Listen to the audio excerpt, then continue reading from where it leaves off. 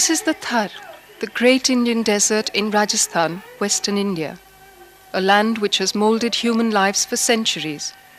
Here life in any form is a symbol of desperate survival.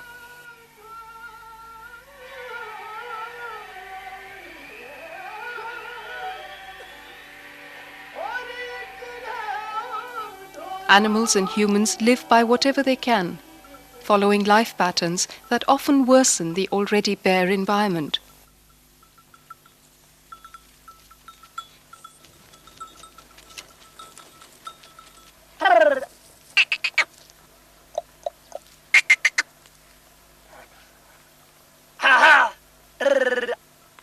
The process of desertification is continually aggravated, trapping more and more people in the vicious cycle of drought and famine.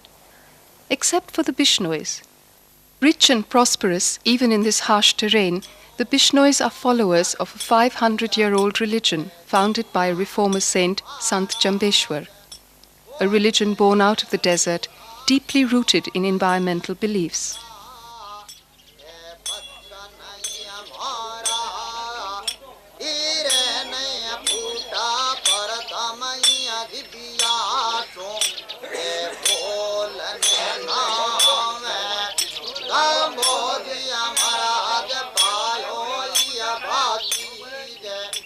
White clothes, especially white turbans, differentiate Bishnoi men from other Rajasthanis. Mangilal, the singer, is not a Bishnoi. He is a Bhat, the traditional Rajasthani historian. Through a rich oral tradition, Bhats maintain a record of births, deaths, family history, and community events. The client family pays a Bhat in cash or with gifts of camels or cattle.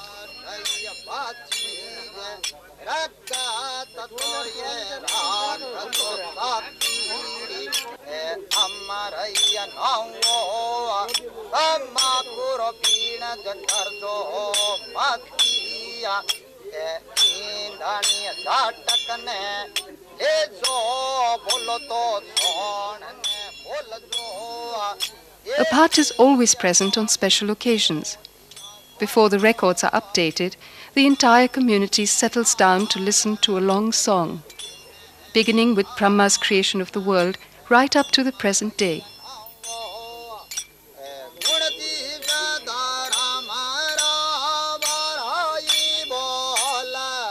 The tale of the 363 martyrs is a famous legend, placed in the 18th century when the Bishnoi faith was already 250 years old. Summer was well on its way. The king of Jodhpur had wished for a new palace. Royal servants were looking for wood. There would be enough trees near Bishnoi homes, they thought. They reached Amrita Devi's field. When Amrita Devi saw their axes, she ran to stop them. The king's men ignored her. She clung to the tree and defiantly said, "First my head, then the tree." The men cut off her head. Her daughter standing nearby was shocked. Then they too clung to the tree. Their heads were cut off. The village rose up in revolt. One after another, heads rolled to the ground. People came from nearby villages and sacrificed their lives. 363 men, women and children were dead before the king intervened and proclaimed that in his kingdom no tree shall ever be cut in Bishnoi land. These martyrs remained community legends until modern environmental consciousness gave their sacrifice a new historical dimension. No plantling grows at this spot, and the Bishnois believe that this is because the earth clings to the blood of her martyrs. Later, this memorial was built where the sacrifice took place, probably the first recorded conscious mass sacrifice for environment in the world. Near the memorial, a grove of trees was planted on Amrita Devi's field in memory of her pioneering example.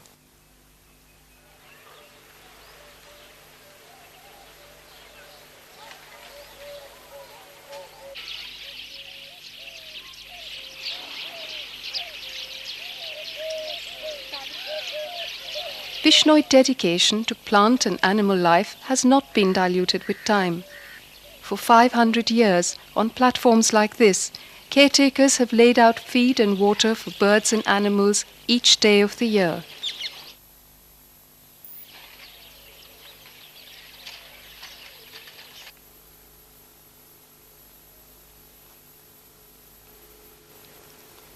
Wherever Bishnoi communities have created such patches of undisturbed nature, blue bulls, black bucks, chinkaras, and other antelopes roam without fear.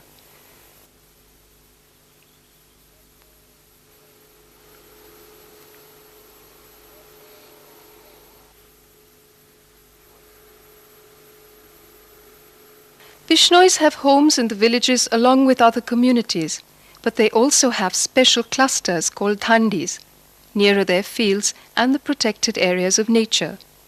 Hunters are scared to poach in these areas because Bishnoi men are very aggressive, and they can pick serious fights when they catch poachers.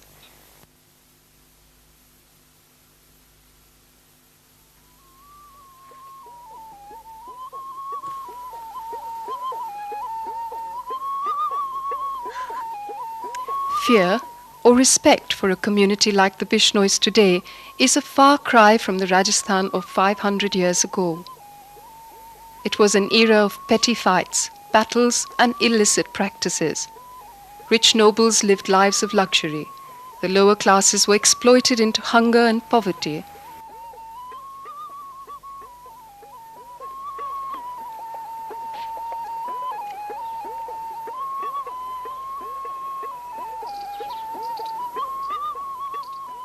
Religious orthodoxy was strangling the masses.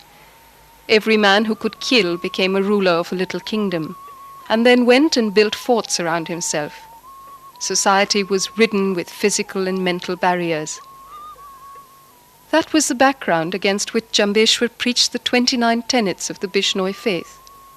The word Bishnoi itself derives from 29, Bish meaning 20, and Noi 9, Bishnoi.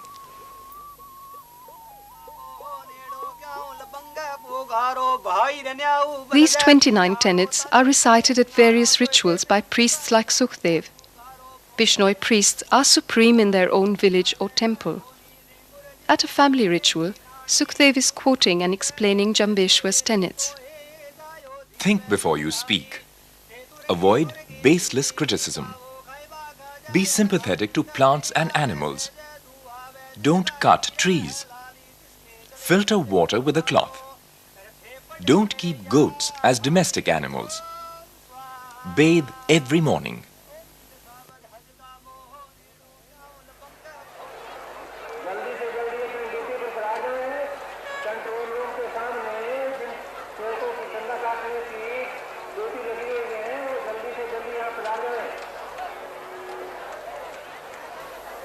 The tenets deal with human relationships, man's attitude towards the earth's resources, moral behavior, physical cleanliness, purity of the soul, and religious practice.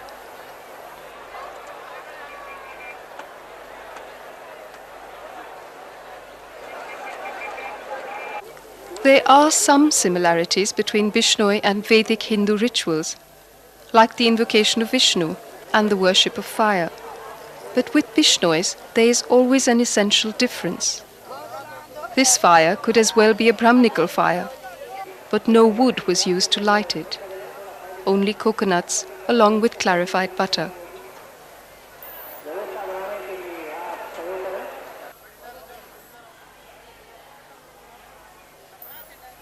Jambeshwar preached in local dialects, cloaking his reformism with familiar rituals so as to successfully attract followers from an illiterate and orthodox society. Born in 1451, he belonged to a landlord's family. When his parents died, he abdicated his inheritance. Then, for a long period, he meditated on a sand dune, until he formulated the 29 or Bishnoi tenets. With increasing popularity, Jambeshwar's identity became godlike, and his teachings became the basis of a new religion. Bishnois have their own fairs and festivals, focal points for pilgrimages. Here, the pilgrims are picking the bark of a tree with their fingernails as a sacred memento. The Prosopis cineraria, or Khejuri tree, is the Bishnoi symbol of sustenance in the desert.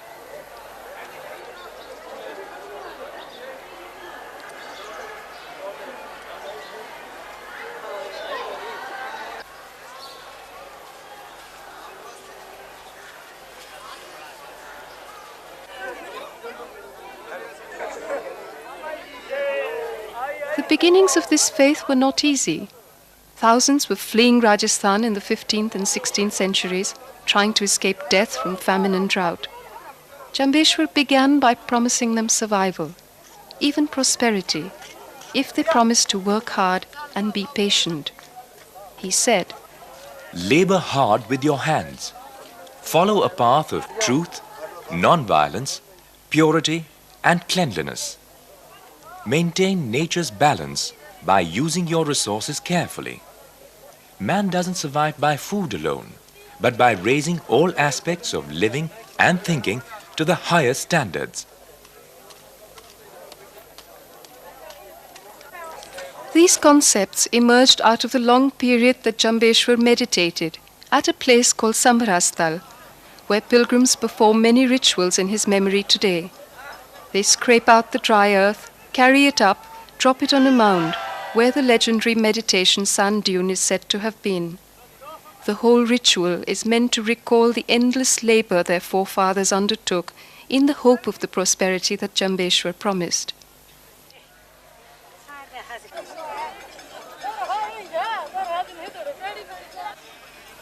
The Bishnois are a prosperous community today, many of them rich farmers, milk sellers or truck owners, often envied by other communities who grudge them their wealth and gold, but they never take their own prosperity for granted.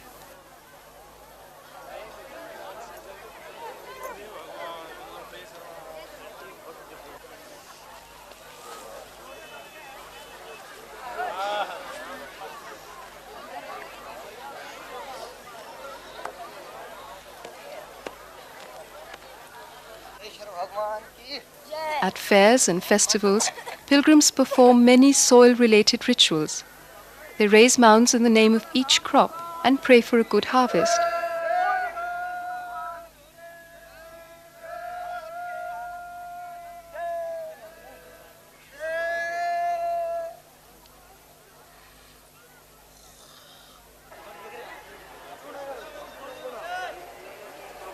After the harvest, they offer thanks by setting aside 20, 30, 40 kilos of grain for common animal and bird feed granaries. According to Jambeshwar's teachings, animals have an equal right to the earth's resources. So give it to them. Remember, you live with them on the same planet. So don't deny them their share.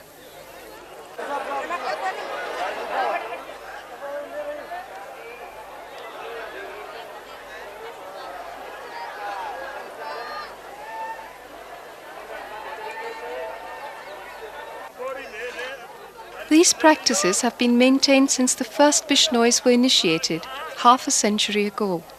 Pal, or water sipping, was the Bishnoi initiation ceremony. Jambeshwar disregarded the caste system.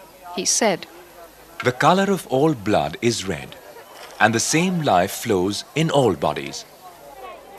He used water to break the barriers of caste, because it was water which was never shared between upper and lower castes, between Hindus and non-Hindus. After Jambeshwar's death, the original reason for the ceremony got lost in orthodoxy. Those who are Bishnois today are in fact descendants of those who were initiated during his time. Although some disciples tried to revive the practice, new initiations did not take place.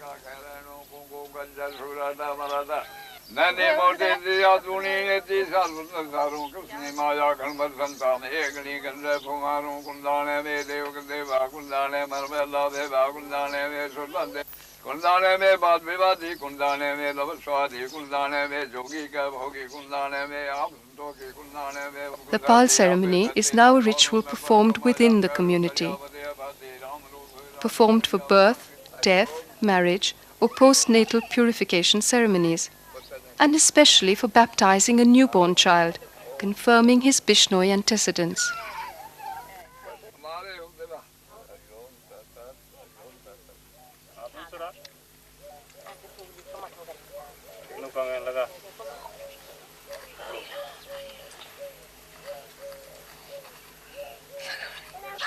But where water as a natural resource is concerned, there is no narrowness of purpose amongst the Bishnois. Near villages, it is they who maintain the lakes, desilting the basin every year, planting khejuri trees on the banks. But anyone can use the lakes.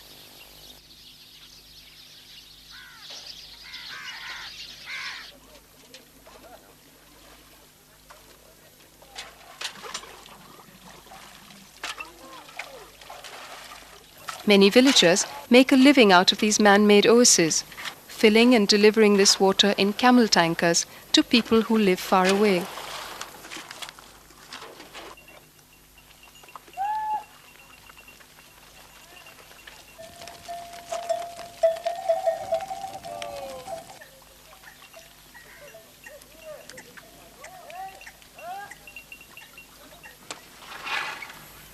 The attraction to waterholes is the crux of desert life. Water is a scarce commodity, and agriculture in the desert is dependent on unpredictable rainfall. Knowing this, Jambeshwar had widely propagated cattle keeping. Today, it is the backbone of Bishnoi economy.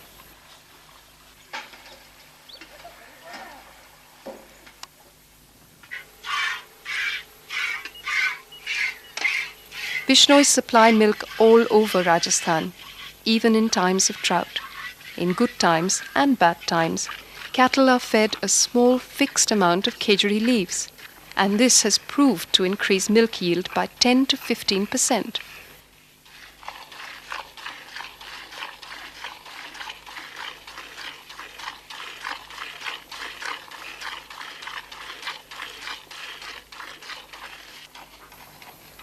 Even during the severe Rajasthan drought of the 80s, the Bishnois were the one community that did not feel the need to migrate.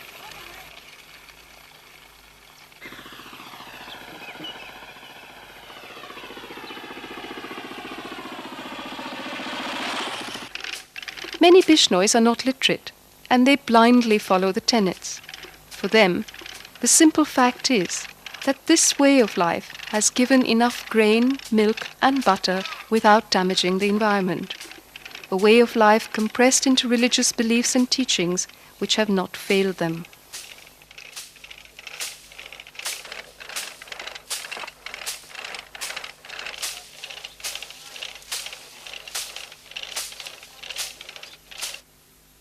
Many couplets of Jambeshwar and his disciples talk of trees, especially the khejuri or Prosopis cineraria. We should always remain sympathetic to all living things and never cut a green tree. All trees should be nurtured with love, and the khejuri must always be protected. The khejuri is specially planted within agricultural fields. Its 30 meters deep vertical roots draw water from the subsoil and also enrich the field with nitrate activity. The small leaves allow for the passage of sunlight and provide humus. For a Bishnoi farmer, the khejuri is indispensable for fruit, fodder and agriculture. Multiple cropping is common amongst this community. With just one harvest, they often grow surplus through their careful farming methods. Bishnoi women share the burden of agricultural work. In the villages, they are a force to contend with, both within and outside the community. Over the centuries, they have become the fiercest protectors of the land, the trees and the animals. In essence, of the religion which has provided their families with a prosperous livelihood. According to Bishnoi tenets, a Bishnoi woman is expected to maintain a 30-day postnatal quarantine and a 5-day menstrual quarantine. Apart from that, there is very little that can keep a Bishnoi woman from her community role. Many local anecdotes talk of Bishnoi women who have dragged poachers onto the street and beaten them up, especially if they are misguided Bishnoi men. Within the community, the word of a woman is respected, accepted, and acted upon. Sant Jambeshwar had repeatedly said, there should be a noble and respectful relationship between men and women.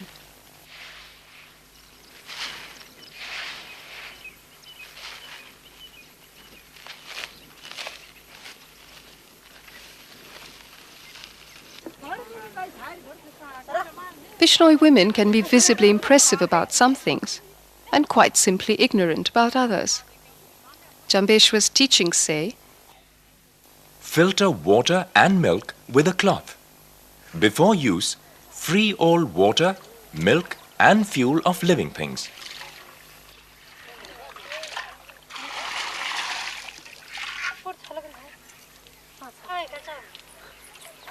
This was in an age when the microscope was not invented, nor bacteria discovered.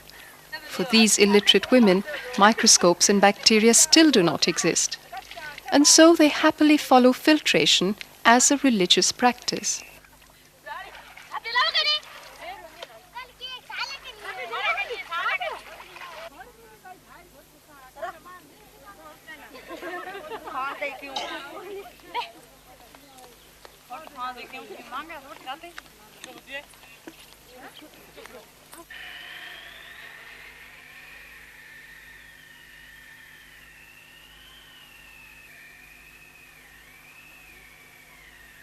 Like most women in India, Bishnoi women also spend a large part of their day collecting water and fuel. But the search for fuel is characterized by an essential difference.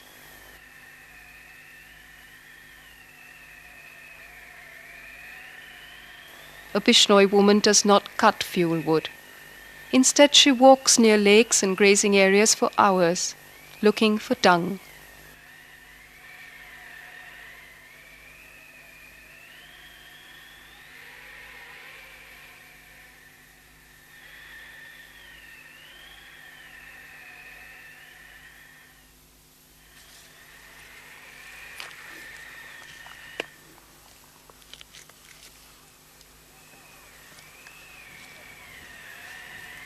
Between her and the children, they collect and dry the dung, then heap it in a common storage ground.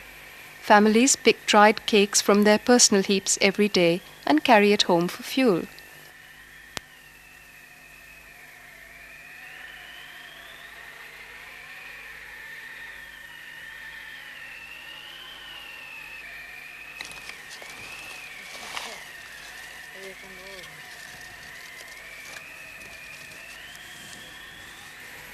The tenet says, don't cut a green tree. But a Bishnoi woman may often bypass even dry trees. Sometimes they do take home fallen dried twigs and branches. The effort towards discipline is in the mind. An attitude that successive generations have not wavered from, acknowledging the validity of the philosophy that Jambeshwar propagated.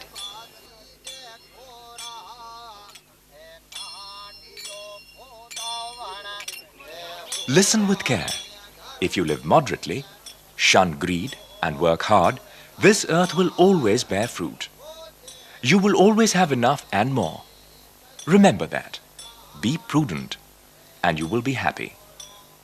Which they are, with enough food, enough money, enough gold, and an undamaged environment.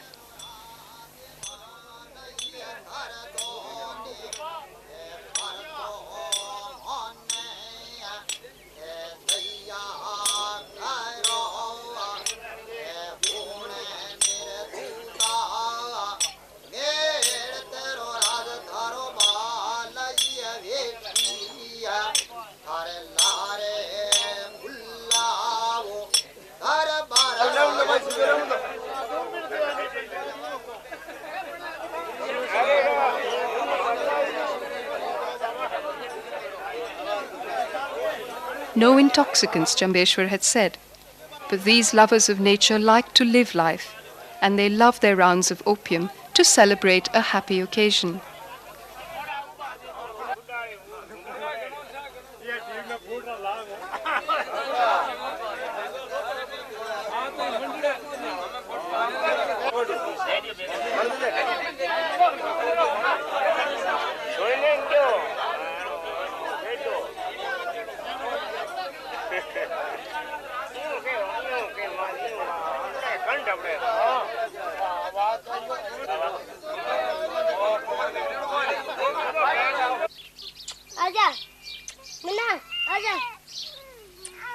sword that in.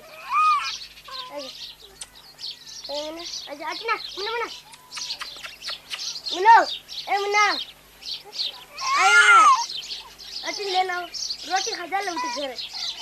Over the years, Bishnois have influenced other communities to love and nurture life as well, like this non-Bishnoi family living alongside them.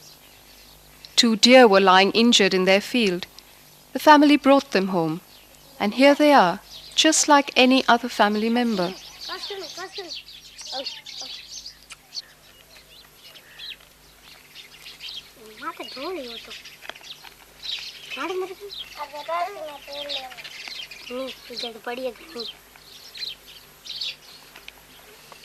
Like Amrita Devi's great sacrifice for the trees, there are many legends amongst the Bishnois about how women have breastfed injured baby deer, how poachers have been beaten up and made to pay heavy fines in grain, how men keep vigil all night in some sanctuaries, how some foreign dignitaries were told to get out of the country and not hunt in Bishnoi areas.